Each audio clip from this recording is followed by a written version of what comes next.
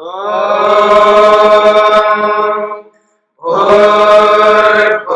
स्वः तत्सवितुर्वरेण्यं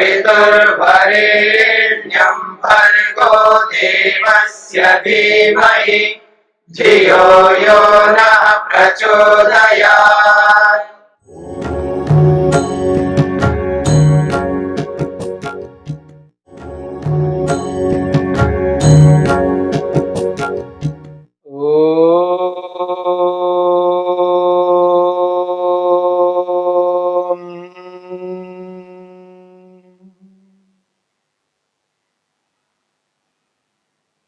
अहिंसा को लेकर के हम विचार कर रहे हैं। हिंसा और अहिंसा, अन्यायपूर्वक किसी को भी दुख दिया जाता है, कष्ट दिया जाता है, पीड़ा दी जाती है अन्यायपूर्वक, तो वो हिंसा है। अन्यायपूर्वक किसी को भी सुख दिया जाता है तो भी हिंसा है, क्योंकि अन्याय है।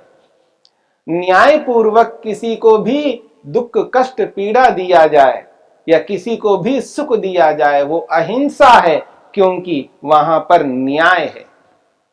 न्यायपूर्वक दिए जाने वाले सुख को, न्यायपूर्वक दिए जाने वाले दुख को हिंसा नहीं कह सकते, वो अहिंसा है, क्योंकि न्याय है। और जहां अन्यायपूर्वक दुख दिया जाए, अन्यायपूर्वक सुख भी क्यों ना दिया जाए, तो भी उसे हिंसा कहते हैं, क्योंकि वहां अन्याय है।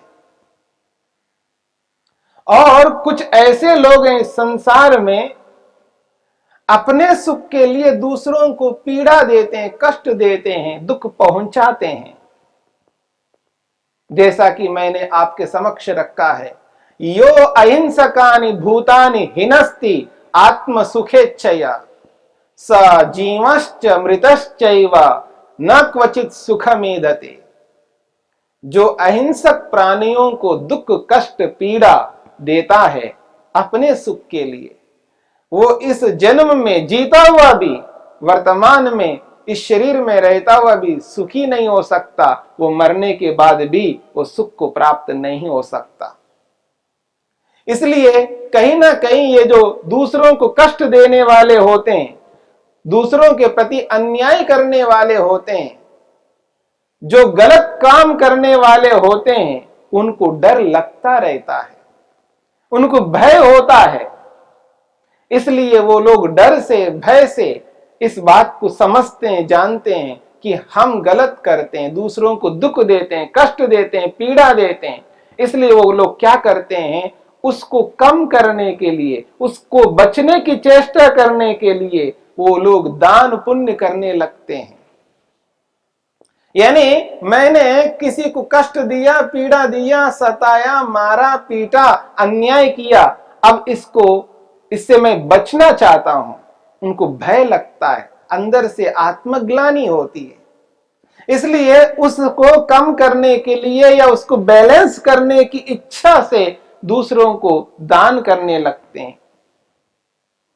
किसी मंदिर में दान करता है, किसी और जगह पर दान करता है, किसी आश्रम में दान करता, भूखे को खिलाता है, और अलग अलग प्रकार से कुछ ऐसा करके वो ये समझता है कि मैं उस गलत काम का जो दंड है वो मेरा कम हो जाए।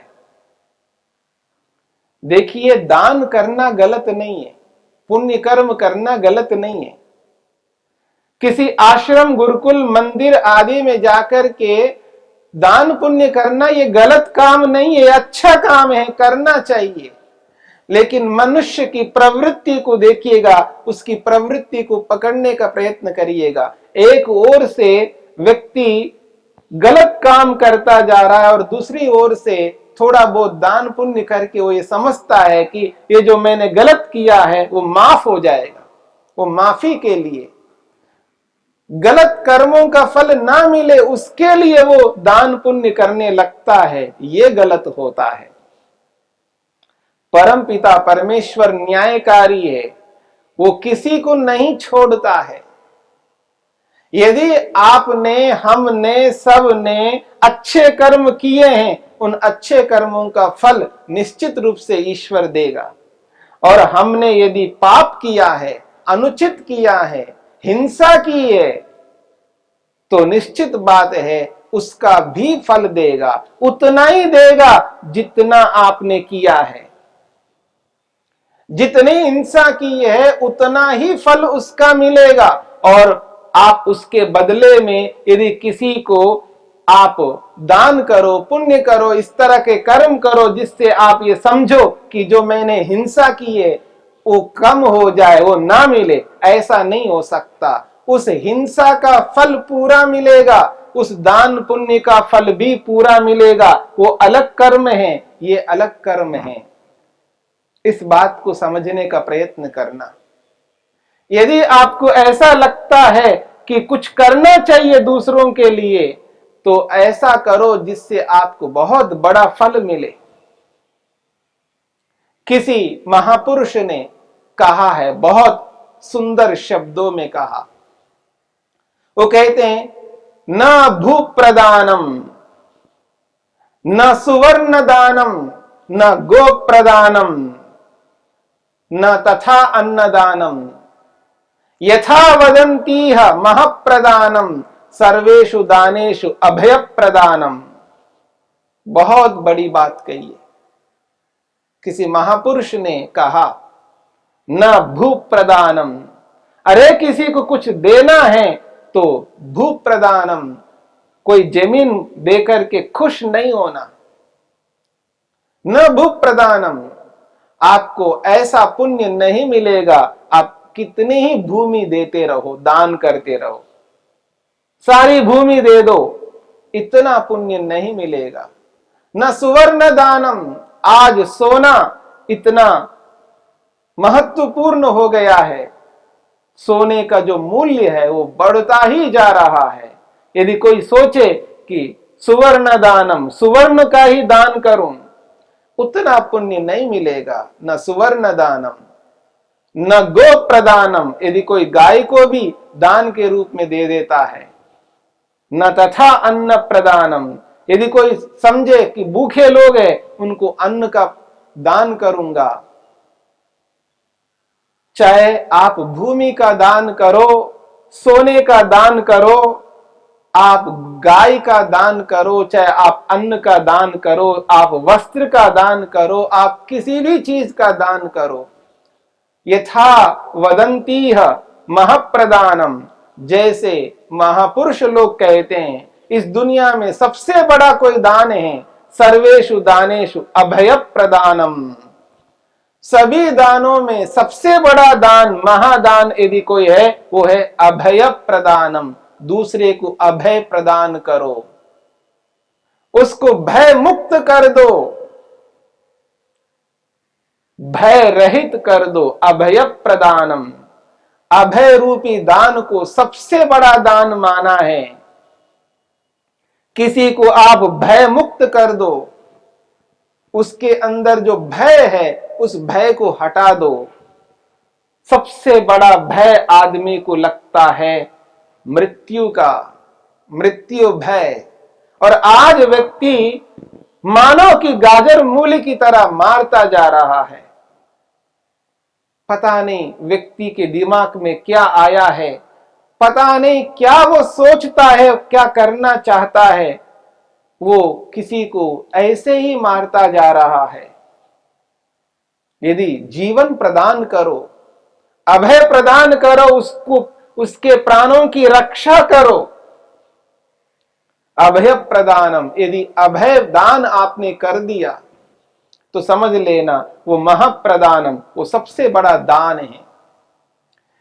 अरे यदि आप किसी के जीवन ले रहे हो, जिसके प्राणों को छीन रहे हो, किसी को मार करके उसके प्राणों को छीन रहे हो, कितना बड़ा पाप कर रहे हो। यदि आपको कुछ पुण्य करना है तो अभय प्रदानम, अभय प्रदान करो। तो एक ओर से मारता जा रहा है और मंदिर में जाकर के, मस्जिद में जाकर के, गिरजाघर में जाकर के, मंदिर में जाकर के तू कुछ दान पुण्य कर दे तो आपका पाप समाप्त नहीं हो सकता। यदि पाप किया है तो उसका फल मिलेगा। कभी किए हुए पाप नष्ट नहीं होते हैं।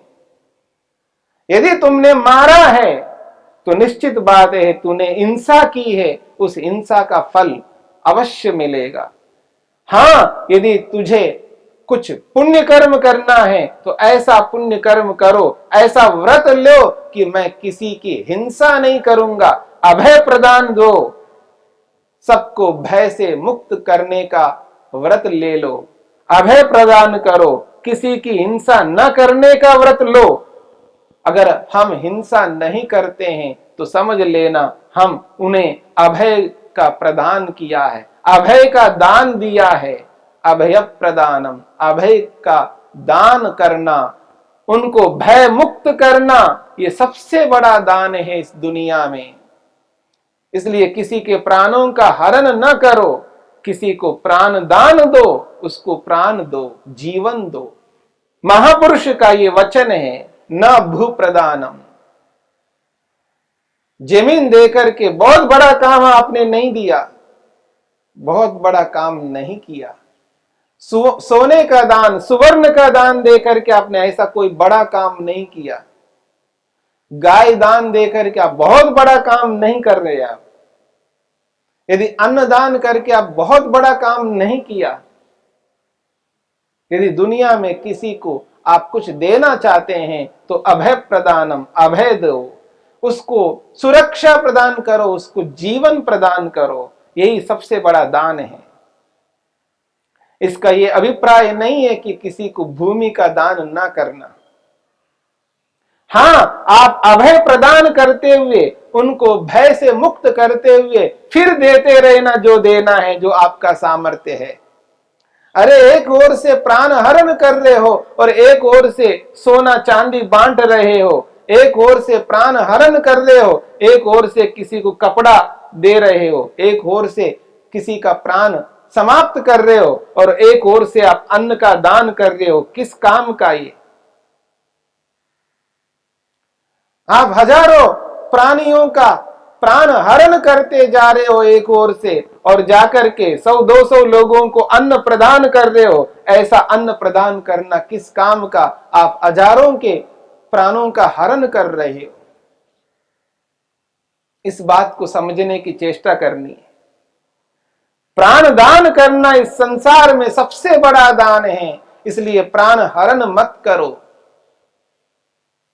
प्राण हरण करने वाला व्यक्ति इस दुनिया में सबसे निकृष्ट माना जाता है, इसलिए बहुत बड़ा पाप मत करो।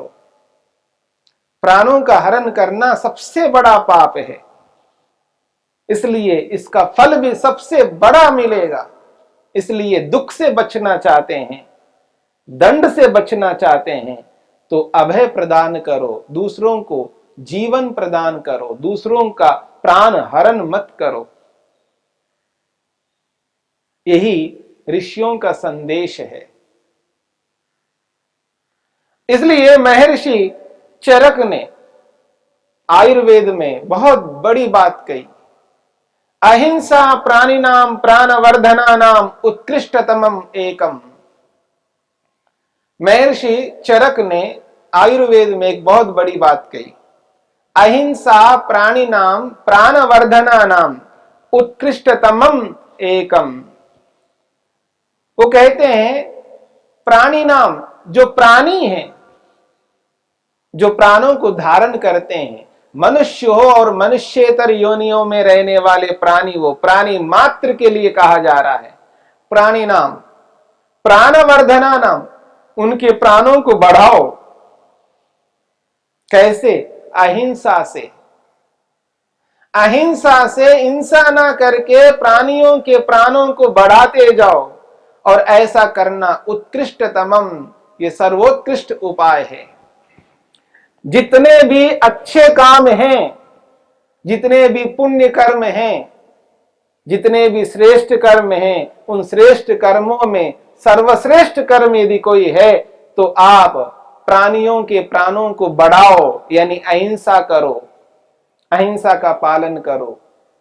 जब अहिंसा का पालन किया जाता है तो प्राणियों के प्राणों को हम बढ़ा रहे हैं, समझ लेना। यदि प्राणियों के प्राणों को हम घटाएंगे, उनका प्राण हरण कर रहे हैं, तो समझ लेना वहां हिंसा हो रही है। हिंसा के माध्यम से प्राणियों का प्राण हरण किया जाता है और अहिंसा के माध्यम से प्राणियों के प्राणों को बढ़ाया जाता है। इस बात को समझने का प्रयत्न करना।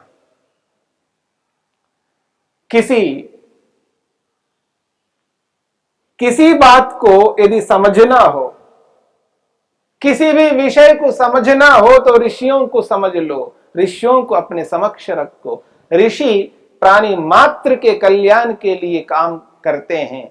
ऋषि प्राणी मात्र की उन्नति के लिए उन्होंने जो कुछ भी किया है, प्राणी मात्र की उन्नति के लिए किया है। ऋषि के कार्य छोटे मोटे नहीं होते, ऋषि के कार्य प्राणी मात्र के लिए होते हैं, समस्त प्राणियों के लिए होते हैं, सबके कल्याण के लिए होते हैं। इसलिए ऋषियों की बातों को समझने का प्रयत्न करना। महर्षि वेदव्यास ने बहुत बड़ी बात कही है। ऋषि कहते हैं, स्वमांसम परमांसेन यो वर्धयितुमिच्छति नास्ति क्षुद्रतरस्तस्मात् स नृशंसतरो नरः। जो व्यक्ति दूसरे के मांस से अपने मांस को बढ़ाना चाहता है, कैसा व्यक्ति है जो व्यक्ति दूसरे के मांस से अपने मांस को बढ़ाना चाहता है, ऐसा व्यक्ति बहुत निकृष्ट है। नास्ति क्षुद्रतरः तस्मात् उस व्यक्ति से अधिक निकृष्ट और कोई दुनिया में नहीं हो सकता। स नृशंसतरो नरा, वो अत्यंत निकृष्ट मनुष्य है। बहुत बड़ी बात है। स्वमांसम, जो शरीर में मांस है हमारा, अपने मांस को बढ़ाने के लिए दूसरे के प्राणियों के मांस को ग्रहण करता है। स्वमांसम परमांसेन वर्धयितुमिच्छति, जो व्यक्ति अपने मांस को दूसरे के मांस से, दूसरे प्राणियों के मांस से, गाय के मांस से, बकरी के मांस से, मुर्गे की मांस से, दूसरों के मांस से अपने मांस को जो व्यक्ति बढ़ाना चाहता है, नास्ति क्षुद्रतरः तस्मात्, ऐसे मनुष्य, उस मनुष्य से और अधिक क्षुद्रतर यानी निकृष्ट व्यक्ति और कोई नहीं हो सकता। ये महर्षि वेदव्यास कहते हैं। इसलिए कहते हैं स नृशंसतरो नर, वो सबसे निकृष्ट व्यक्ति है, अपने मांस को बढ़ाना चाहता है। और कैसे? दूसरे के मांस से। कैसा व्यक्ति है वो? इसलिए ऐसी हिंसा नहीं करनी चाहिए जिससे हम दूसरों के प्राणों का हरण कर रहे हैं। और दूसरों के प्राणों का हरण कर रहे हैं, इसलिए हरण कर रहे हैं ताकि उसके मांस को हम पा सके और अपने मांस को बढ़ा सके। क्या मनुष्य हुआ है आज? इसलिए उससे अधिक निकृष्ट मनुष्य क्या हो सकता है जो दूसरों के मांस से अपने मांस को बढ़ाना चाहता है, दूसरों के प्राणों का हरण करता है। ऐसा व्यक्ति बहुत निकृष्ट होता है। ऐसी हिंसा कभी नहीं करनी चाहिए।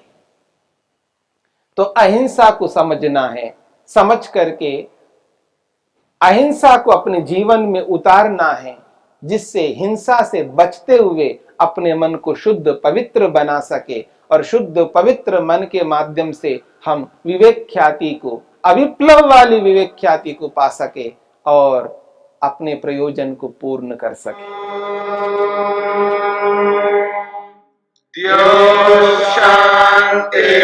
शांतिरंतरिक्षं शांति पृथिवी शांतिरापः शांतिरोषधयः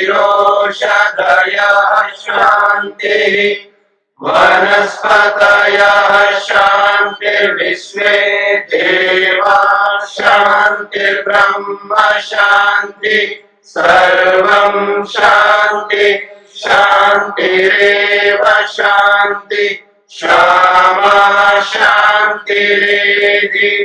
ओम शांति शांति शांति।